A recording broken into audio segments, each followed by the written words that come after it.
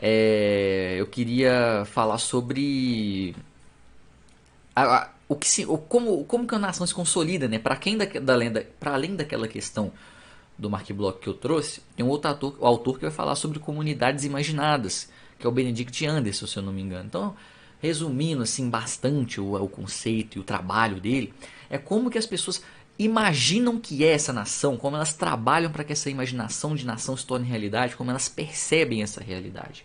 E aí no Brasil, né? Outro detalhe aqui, né? O Luiz falou sobre símbolo e como que o símbolo dialoga com a nossa cultura, com as coisas que a gente veste, com o tipo de coisas que a gente adere.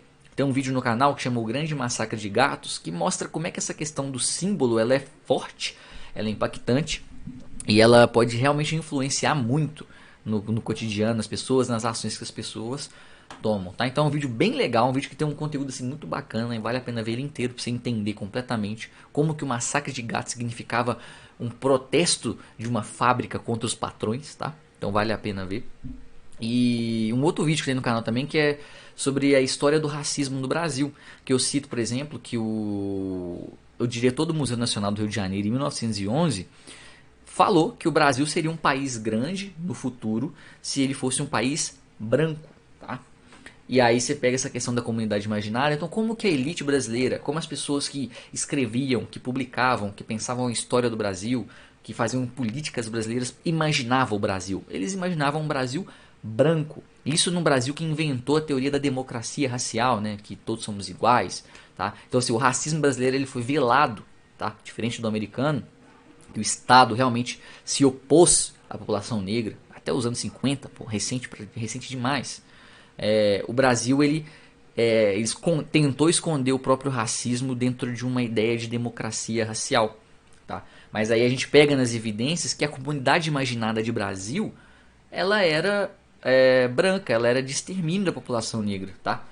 Por diversas formas, seja por descaso mesmo, por exemplo, o bairro que recebia saneamento básico não era o bairro que estava a população marginalizada de ex-escravos. Não, primeiro seriam as regiões mais, entre aspas, importantes da cidade antes de chegar nessas pessoas, tá? Então a distribuição de alimentação, a distribuição de renda. Até hoje mesmo, tem uma entrevista do Mano Brown, que eu acho fantástica, que ele fala que estão matando os pobres no Brasil pela boca. Aí tem as comidas ruins também, o povão tá comendo comida ruim do mercado. Comida sintética, comida com corante, com veneno, com adoçante. Vai para outra, moro, vai lá, vai zoar o rim agora.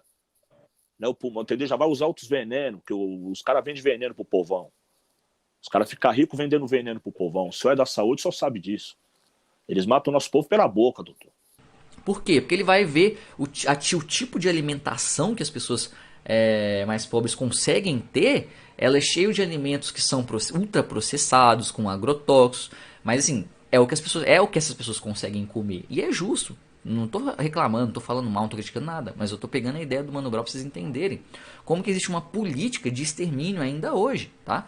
E assim, o Brasil teve 400 anos de escravidão, 400 anos assim de violência e não foi superado ainda com 130 anos de suposto trabalho livre, tá?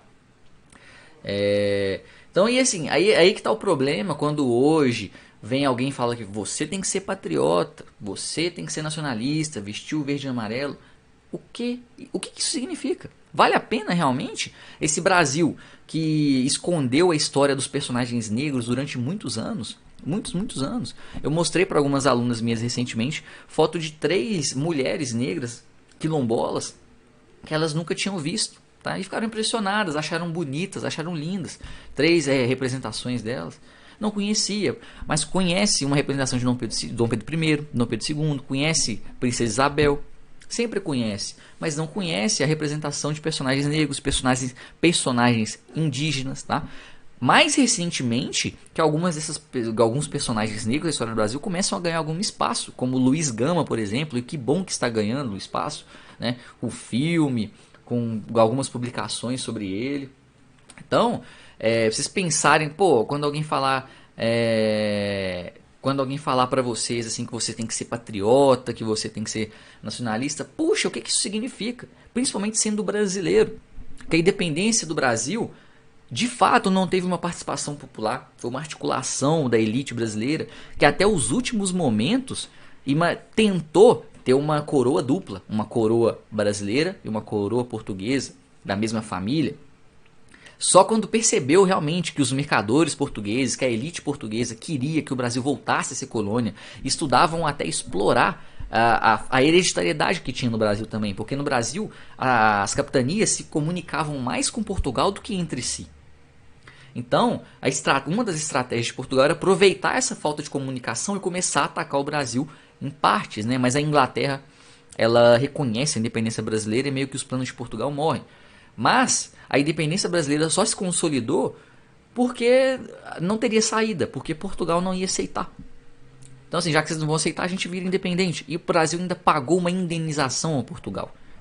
Então, assim, não me leve a mal, mas você quer que eu seja patriota por um país que tem uma história desse tipo? É difícil. E olha pra você ver, eu sou uma pessoa que me considero até nacionalista, mas de um outro ponto.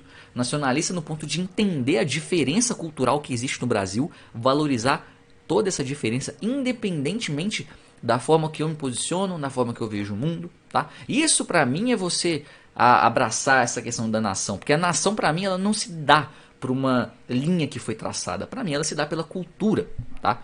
Então ser brasileiro é cultural. Então existem vários brasileiros, existem vários Brasis dentro de um Brasil. Isso pra mim é nacionalidade. A nacionalidade, essa ideia de nação, a qual eu estou criticando, essa ideia da bandeira, essa ideia do hino, essa ideia de você ter que prestar continência para uma bandeira, essa ideia de você ter que botar a mão no peito da hora de cantar o hino.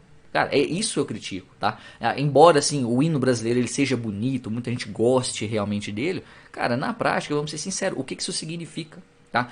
Sério, olha no espelho hoje, fala, por que eu canto o hino nacional? Porque você aprendeu na escola que tem que cantar? Porque te falaram que tem que cantar? Porque te falaram que você tem que ser brasileiro?